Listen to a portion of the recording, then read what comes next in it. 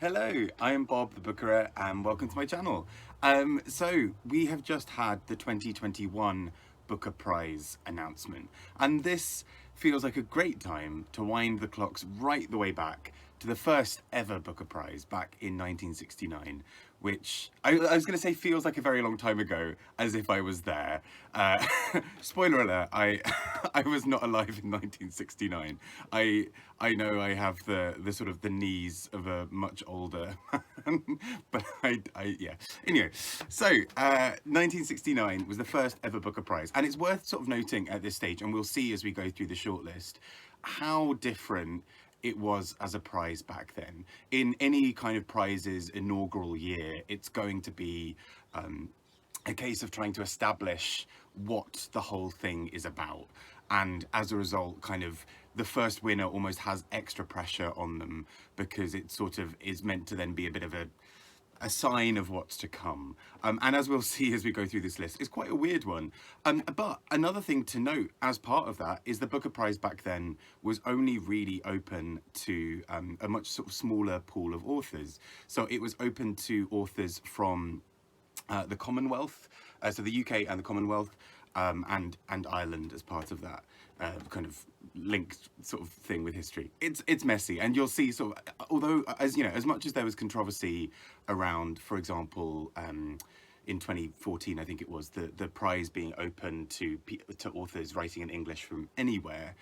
As we go through these sort of earlier shortlists, you'll sort of see actually there were probably giant, you know, American novels at the time that would have been coming out that were not eligible for the prize, or there would have been giant books from elsewhere in the world that were not possible for a prize like this. And for example, it takes a while until we see Chinua Achebe nominated for the prize, even though he would have been eligible sort of under the Commonwealth part.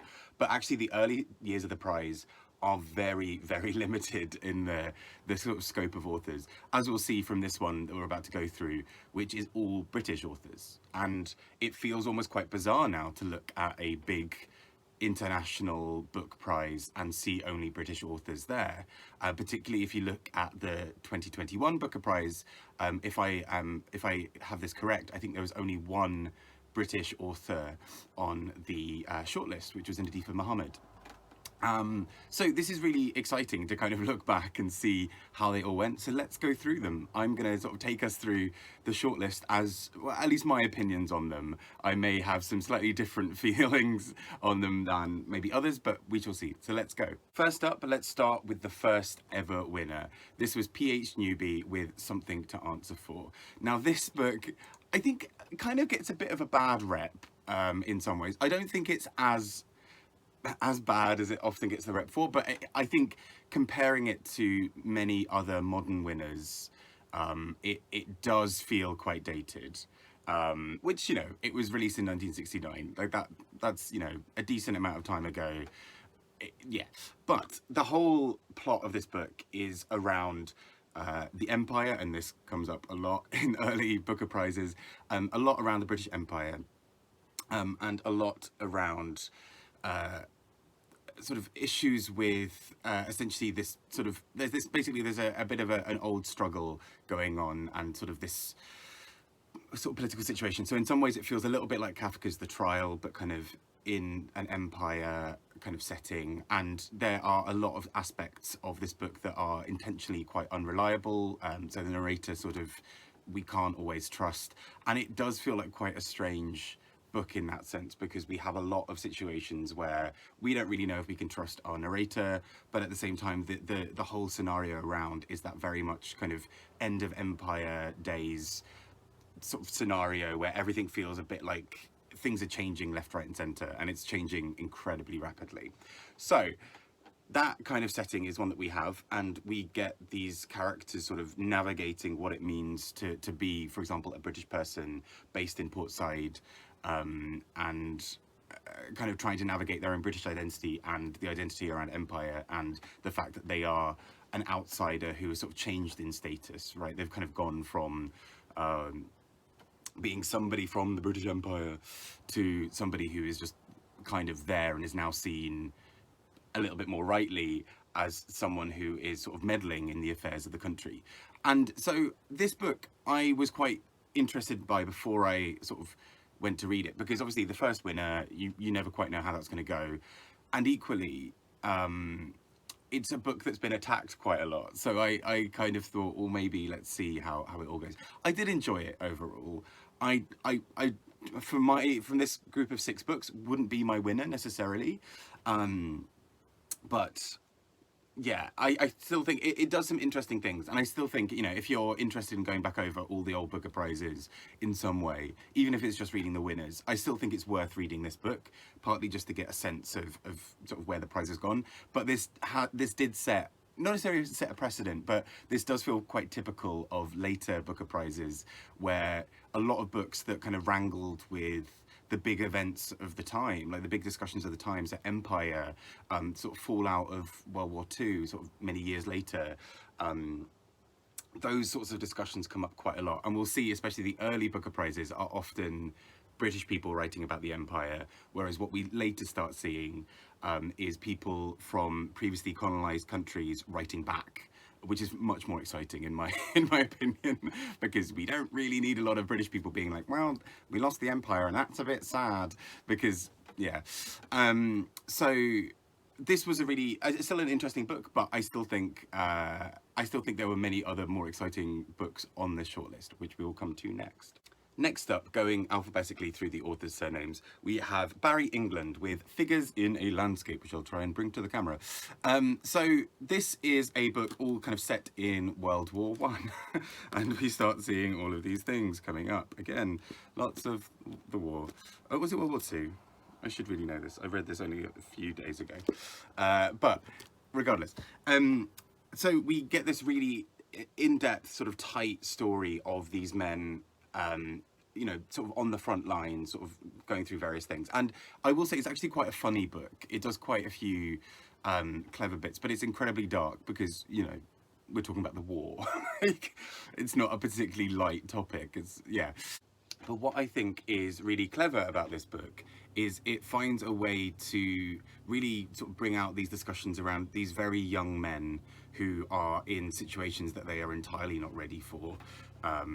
And they are just sort of, you know, there's this kind of very dark kind of gallows humor between them of trying to understand the world, and trying to just make it through another day. But ultimately we've got sort of lots of discussions of these sort of older, this sort of slightly older men who are the ones kind of trying to guide these young guys through everything. And it's pretty heartbreaking in points. I mean, I will say, I wonder if some of the reason why a book like this might feel a bit dated, or other books on the shortlist might feel a bit dated, is actually because we've had so many books written about the world wars and about so many other things. So actually, what could have been fairly cutting edge in 1969 is maybe sort of less so. But regardless, I still think this book is quite an interesting one. I think quite difficult to get hold of. I had to sort of get it requested through a London library thing. So I think this is actually the harder thing with the early Booker Prizes, is it's not easy to find them, because it was, you know, like a lot of the books were sort of released in quite small presses that, or kind of in small numbers. It's not as big as the prize is now. So the books didn't necessarily have the big sort of staying power, but still an interesting book on this list. And I still think if you're interested in sort of any sort of books around war, particularly sort of World Wars I and II, this is still a really interesting book. Next, we come to what is possibly a bit of a wild card on this list in some ways, and it's not a book that I expected to be a wild card. This is, you can't really see, it's not a particularly visual kind of cover, but Impossible Object by Nicholas Mosley. And this is a book that I kind of, I mean, I only have heard of this and of him because of the shortlist. But it's really interesting looking at the front. You know, there's a quote from Joyce Carol Oates talking about how much she loves it. In sort of various other bits I've seen, I think Hilary Mantel talk about how much she loves this book. And I have to admit, I had never heard of this author. But so this book is quite an interesting one. And when I say wildcard, I kind of mean because for the early days of a book prize, this is quite sort of formally experimental. I mean, not like a massive amount, but essentially it's told through sort of various almost short stories that feel like they interlink in some ways. And so it can be quite jarring because sort of every so often you sort of just get into like a little character, into sort of a set of characters, and then you move on and it's somebody else. But in between all of them, there are these little sort of musings or sort of passages in italics, and they are sort of thoughts on various things, and it's bizarre. I don't really know how to explain it, but it does sort of stitch together quite nicely, because there'll be something thematically linking these stories that isn't particularly immediate, but when it happens, it's really quite exciting. And I think Nicholas Mosley's style of writing is particularly engaging. There's something that drives this narrative forward. There's a real urgency to the language that I found really quite captivating. I will sort of admit I did sort of tail off a little bit towards the end, but I think I was also a bit tired.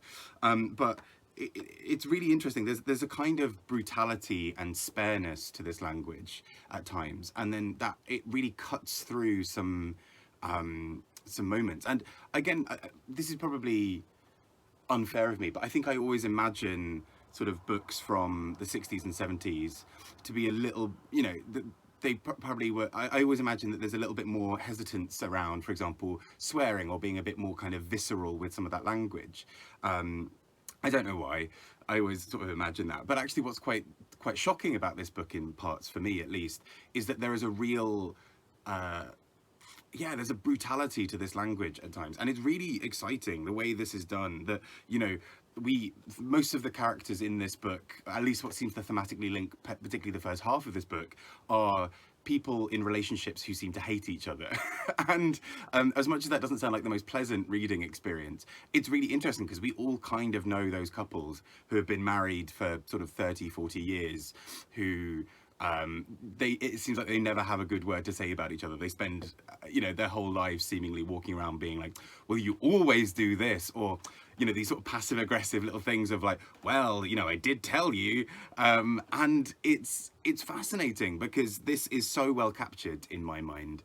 I feel like I know some of these characters. I feel like I sort of could really trace this, and there's something so powerful about the way he writes this, that feels both that he's acknowledging the real sadness at the heart of that, but also some of the humour of it, that from the outside looking in, we kind of laugh and are like, oh gosh, you know, what's this couple like? But actually also just sort of really think about that tragedy of what it's like for those people to be in a couple where they spend their whole lives just being like, well, if you'd picked up the washing when I told you, maybe we wouldn't be on this trip to France. Like these sort of absurd conversations. That doesn't happen in the book, as far as I remember. But you know, things like this. So I thought it was really interesting, and I had a really fun time with this book. It's very... a lot of them, because they are sort of short stories almost, or kind of short snapshots, they do feel like character studies, and that's something I really quite love, as I'm finding. One of the things I'll add to the list alongside trees and Ireland. But you know, I really do love these sort of character studies, and it's so interesting because the sort of the breaks in between these stories should feel like it should almost feel pretentious, these sort of musings on like art and history and whatever, but there's something about it that links it in a way that feels almost like you are listening to one person telling you the stories of 7 people he knows, and kind of threading them all together as part of a lecture or as sort of part of a story. And there's something really quite captivating about it. So really exciting to see a book like this. I would not have heard of this, or would not have checked it out really at all had it not been for the booker. So there we go. Some nice plus points there. But yeah, I really do think I kind of want more people to read this just because I want to hear people's thoughts on it, because there are some really interesting moments. So yeah. Next up, Iris Murdoch. So I am obviously delighted that good old Iris is on this list, and I think this is sort of one of those things where you can start seeing how the Booker Prize, there are some names who crop up quite a few times. Iris Murdoch 6 times, and Muriel Spark, who's also on this list, 3 times. And there are some authors who kind of come back again and again because the kind of constant quality of their work was the sort of, you know, they would often get onto sort of prize lists. And Iris Murdoch is on this list for the nice and the good. And so I did cover this a little bit in my Iris video, where I mostly just spoke about how much I love Iris Murdoch. But this is a really quite bizarre story. So The Nice and the Good is it's her 11th novel. I mean, like, come on, Iris, like, just churning them out. And this is the first Booker Prize. So she had many more to come. So there is a there's a relationship kind of going on, but it's almost a little bit like the film Rear Window in some way. Almost, for me at least, it felt, where basically lots of characters individually are having all of these sorts of affairs or doing various things that they shouldn't be, and it's all kind of, they're all kind of interlinked in this really messy sort of spider web of lies. Spider web of lies. There we go. And it's really interesting. So, for example, somebody will blackmail somebody else, and when that blackmailing is happening, the person being blackmailed also is sort of thinking, well, can I pass this off to somebody else? Can I blackmail somebody else? Can I do this thing to avoid it? And basically everyone is so heavily enmeshed and implicated in everything that's going on that it's a real mess. And it's kind of brilliant for that reason, because there is just so much happening with Iris Murdoch's very typical wit and sort of brains on this. And so these characters, I mean, again, like with many Iris Murdoch novels, many of the characters are terrible people. It's a little bit like watching It's Always Sunny in Philadelphia. Almost like the characters are so, like, everyone is just being a mess constantly. But I kind of love that about this book, that they are all so enmeshed that when there's a, you know, when someone's being blackmailed after somebody dies, nobody really understands whether they're in the clear or not, because all of them really have something, you know, some kind of skeletons in their closet. So I really enjoyed this. I don't think it was necessarily Iris Murdoch's strongest novel. I don't think it was necessarily a book that would win. And interestingly, one of the head judges, so normally the judges are basically different every year, but for the first 2 years of the prize, they had the same judge at one point. So the rest of the judges changed, but just sort of this head judge, Dame Rebecca West, was the same.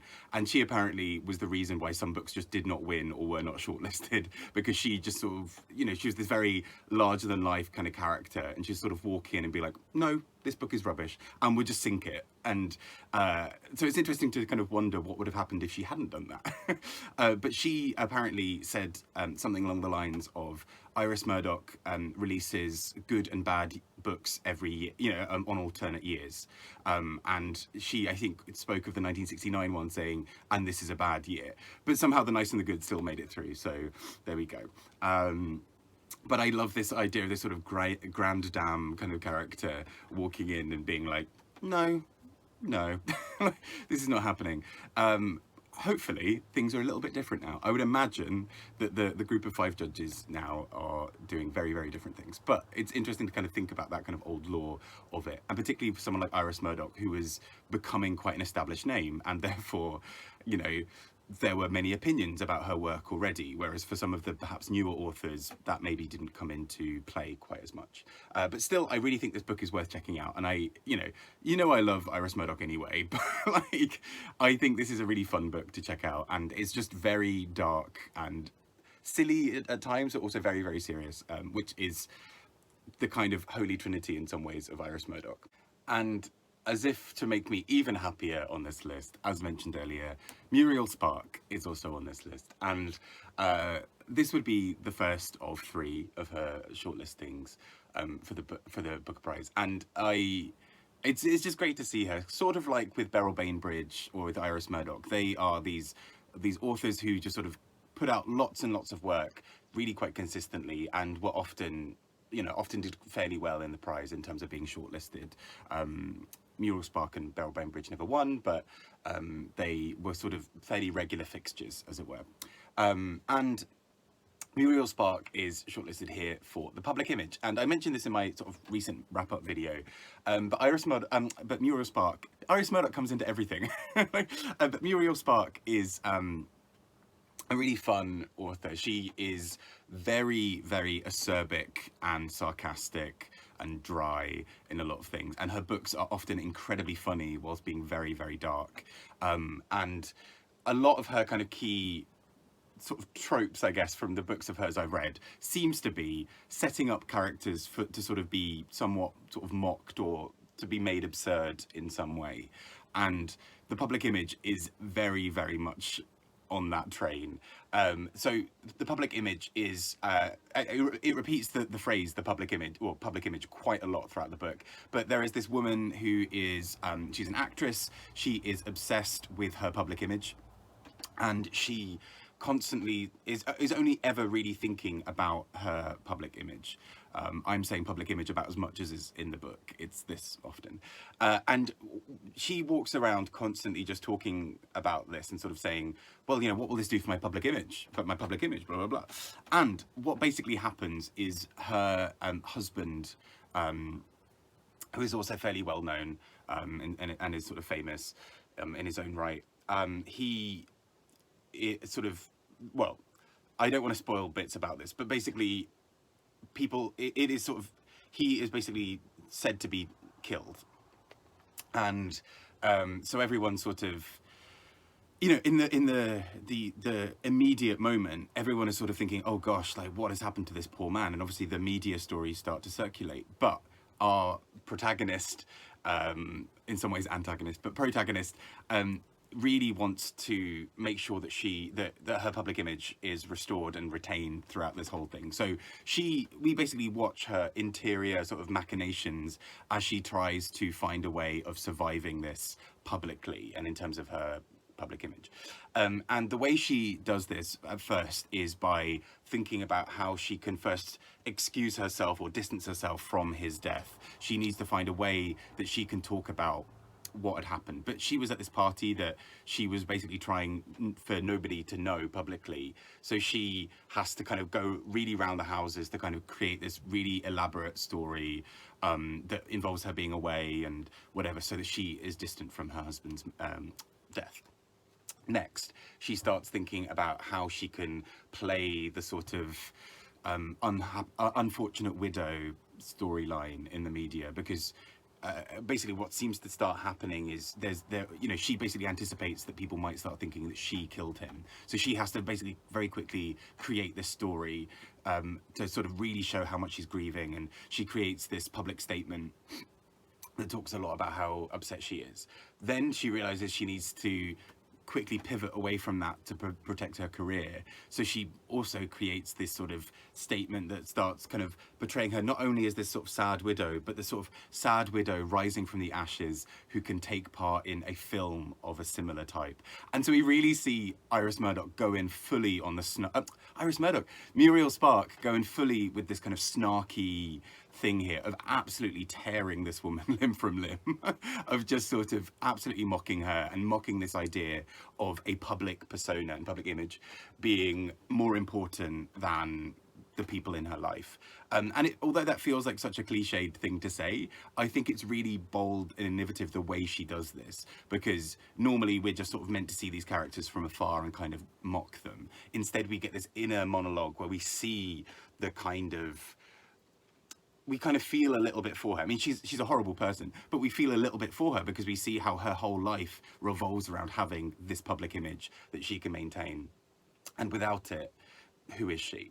So I really enjoyed this. I thought this was such a good good bit of fun. It's only about 150 pages, as many Muriel Spark novels are. They're very short. And I loved this. But yeah, incredibly brutal and really quite funny. And there are sort of various twists that go through around this idea of what has really happened beyond the public image story. And I will stop saying public image now. Public image. And last but not least, we have Gordon Williams with From Scenes Like These. And this is a novel set in and around Scotland, particularly sort of a working class area.